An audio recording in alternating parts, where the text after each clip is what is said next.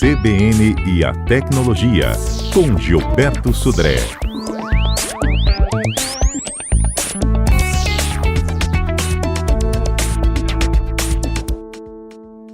Gilberto Sudré, bom dia. Bom dia, Patrícia. Bom dia, ouvintes da CBN.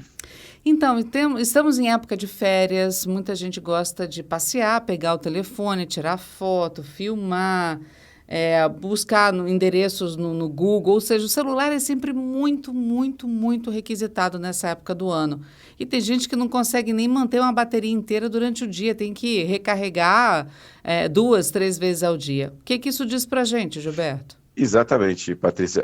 Bom, a gente precisa de celular, né? Muitas vezes as pessoas registram lá seus vídeos, momentos felizes com a família, né? Aquele passeio, e a bateria muitas vezes vai embora muito mais rápido. Então a gente tem algumas dicas para as pessoas economizarem ou maximizar a duração da bateria. A primeira delas é usar o modo de energia, de economia de energia, ou seja, tanto o iPhone quanto o Android tem uma função interna, né, que você vai lá em configurações, aí tem lá bateria, aí tem lá modo de economia de bateria. O que esse modo faz? Basicamente ele diminui o brilho da tela, que é um dos itens que mais consome bateria.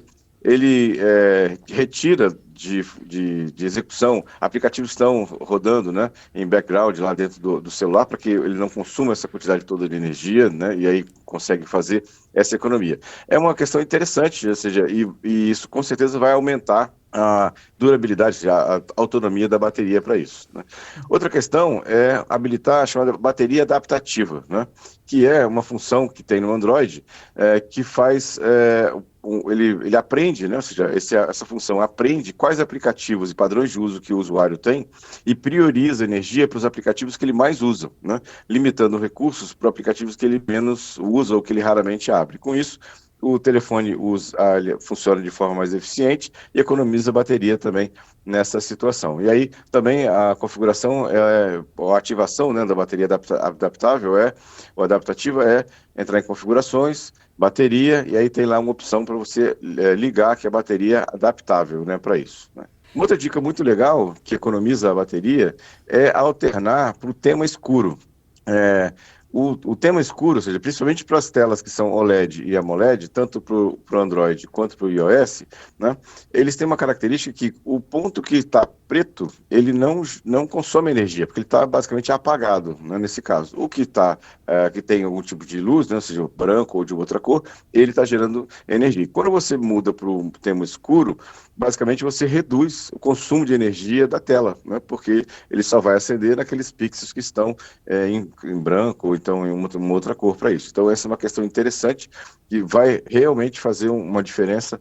Eu já fiz o teste, inclusive, sobre isso, e realmente aumenta bastante a autonomia da bateria. E uma outra dica legal também é diminuir o tempo que a tela fica ligada, fica acesa. Então, na configuração de tela, normalmente tem lá um que fica lá 2 minutos, a tela acesa, até que o celular que não teve nenhum tipo de interação apaga a tela e bloqueia a tela. Você pode diminuir esse tempo, né? Talvez para 15 segundos ou 30 segundos, que aí com isso você reduz o tempo que a tela fica acesa.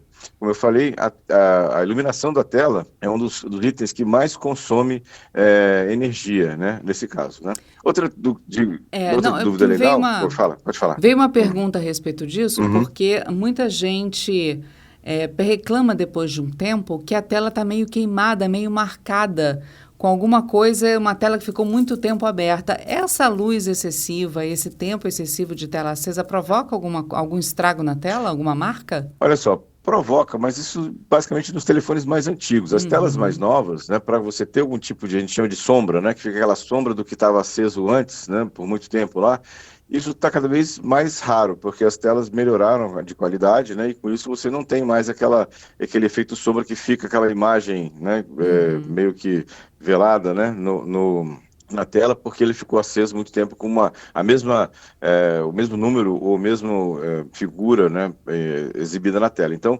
isso acontece, mas hoje um caso muito mais raro de acontecer, realmente muito mais raro de acontecer para isso, né, nessa questão. Uma outra questão interessante, né, é que a gente muitas vezes está em viagem, aí eu preciso usar um mapa, ou preciso acessar um arquivo que está na nuvem, né. Isso gasta, obviamente, que você está usando o 3G, o 4G, 5G ou mesmo o Wi-Fi. Então, se você já tem ou já sabe quais são os arquivos que você vai provavelmente utilizar, né, durante a viagem, seja um mapa, aí o Google Maps tem a função de você salvar, né, o mapa no smartphone para que você não precise acessar a internet para ter acesso ao mapa. A mesma coisa arquivos, né, de uso offline, até músicas também. Então, se você baixa antecipadamente esses arquivos para o seu smartphone, você não vai precisar usar a internet para poder ter acesso a eles. Então, isso facilita bastante e reduz, né, o seu consumo de energia nessa questão, né? E, por último, uma questão importante é a questão de evitar a exposição a temperaturas extremas, tanto o calor quanto o frio, dependendo de onde você está indo, né? Tanto o frio intenso, né, o extremo, como o calor extremo, acaba prejudicando essa autonomia da bateria, porque, como a gente falou, a bateria é um processo químico e ela tem uma faixa de operação de temperatura. Quando você sai dessa faixa normal de temperatura, né, esse processo químico acaba sendo prejudicado. Então você vai ter uma redução na autonomia da bateria por causa dessa temperatura, dessa exposição a temperaturas muito altas ou muito baixas do aparelho. Quando a gente viaja para fora do país, a gente entra em roaming, né? Isso. Isso gasta mais bateria? Normalmente não, porque na verdade ele só está te avisando que ele está conectando numa célula de uma operadora que não é sua, né? Isso é uma outra operadora que está fazendo o serviço de roaming naquele local. O que faz uma diferença é se o local que você está indo, ele é bem servido de serviços de telefonia celular ou não, porque o telefone ele transmite numa intensidade o sinal dele, dependendo da distância que você se encontra da torre mais próxima, né? Se eu tenho uma torre muito próxima de você, ou seja, o lugar é bem servido de torres de celular, o celular pode transmitir uma potência muito baixa. Então ele consome pouca energia, né, da bateria. Quando você está num local talvez mais ermo, que tem uma quantidade menor de torres de celular, né, o celular tem que transmitir uma potência muito forte para chegar até a torre que está longe de você, e aí consome mais bateria. Então, depende muito mais da distância ou de qual é a qualidade do atendimento da rede celular naquele local que você está, do que mesmo se você está ou não em home. Uma última pergunta. Tem gente que deixa o celular em Wi-Fi e com os dados, os dois ligados. Isso consome mais bateria? Eu já ouvi falar que fica buscando uma rede Wi-Fi. Então, na verdade, ele vai ficar com os dois circuitos ativos, né? Buscando rede Wi-Fi, né? Porque se tiver Wi-Fi, ele vai se conectar no Wi-Fi e não conectar no 3G, ou no 4G, ou no 5G, ou ele vai ficar buscar uma outra rede lá. Então, isso realmente também pode consumir um pouco mais de energia do celular. É melhor que você deixe ele ou ligado, né, no 5G, 4G, ou na rede que tiver, ou então você deixa ele ligado numa rede Wi-Fi, né? Ou deixa os dois desconectados, se é um lugar que você sabe que não tem rede de celular, né? Ou que você não tem aquele plano para usar o roaming fora do país, por exemplo, né? Então você deixa o 4G desligado, né? E deixa o Wi-Fi, liga o Wi-Fi só nos momentos que você está lá no hotel, ou você está num restaurante, né? Que você vai usar o Wi-Fi do local. Legal. Bom, hoje, quarta-feira, é dia de O Golpe Tá Aí. O golpe tá aí. Então, Gilberto, qual é o golpe de hoje? Então, o golpe de hoje, Patrícia, é um golpe que muitas pessoas até passam despercebidos, que é o golpe que estão utilizando o Google Agenda para aplicar golpes das suas vítimas para isso. Basicamente, a prática consiste em contornar, ou seja, os filtros de spam das plataformas de e-mail para enviar e-mails como se fosse o Google Agenda, né? E aí, com isso, por exemplo, você pode receber um convite de uma reunião do Google Agenda, falso, na verdade, esse convite, aí com um link, aí você clica no link e vai para uma página maliciosa, né?